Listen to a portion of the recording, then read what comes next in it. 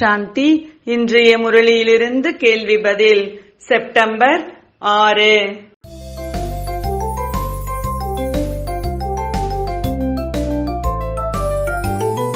அரை கல்பம் அமைதி வேண்டும் என்ற பக்தர்களுக்கு இப்போது என்ன கிடைக்கிறது?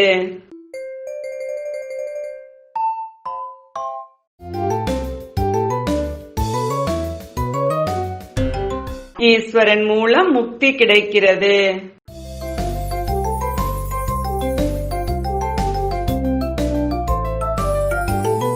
உண்மையை கற்றுக் கொடுக்க கூடியவர் யார்? பேசக்கூடியவர் யார்?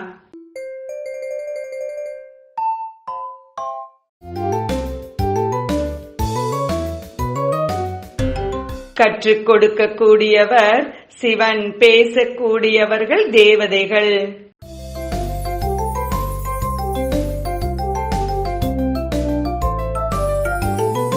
ஞானம் எந்த ஆதாரத்தின் அடிப்படையில் வருமானம் என்று கூறப்படுகிறது?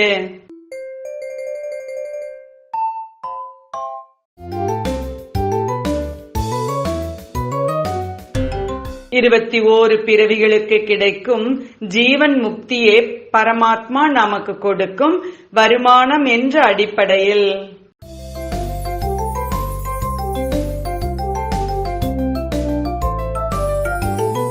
ஆன்மீக சேவை செய்யாதவர்கள் எந்த பிறவி எடுப்பார்கள்?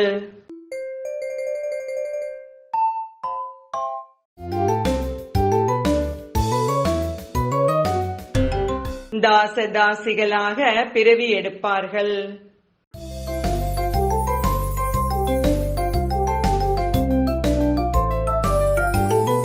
உயர்ந்த தீர்த்தஸ்தலம் பாரதம் என்று ஏன் கூறப்படுகிறது?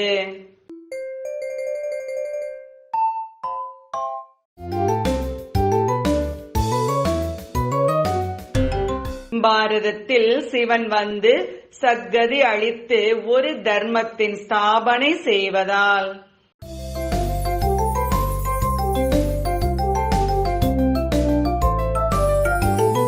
கலியுகத்திற்கும் சத்யுகத்திற்கும் உள்ள வேறுபாடு என்ன?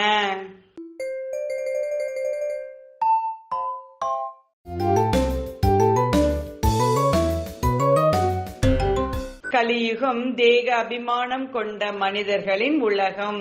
சத்யுகம் தெய்வீக உணர்வு கொண்ட ஆன்மீக தேவதைகளின் உலகம்.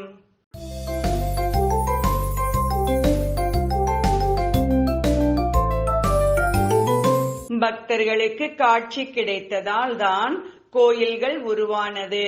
சரியா தவறா?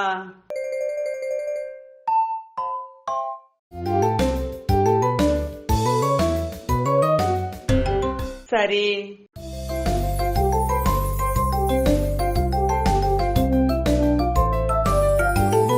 இன்றைய முரளியில் முக்கியமாக என்ன கூறப்பட்டுள்ளது?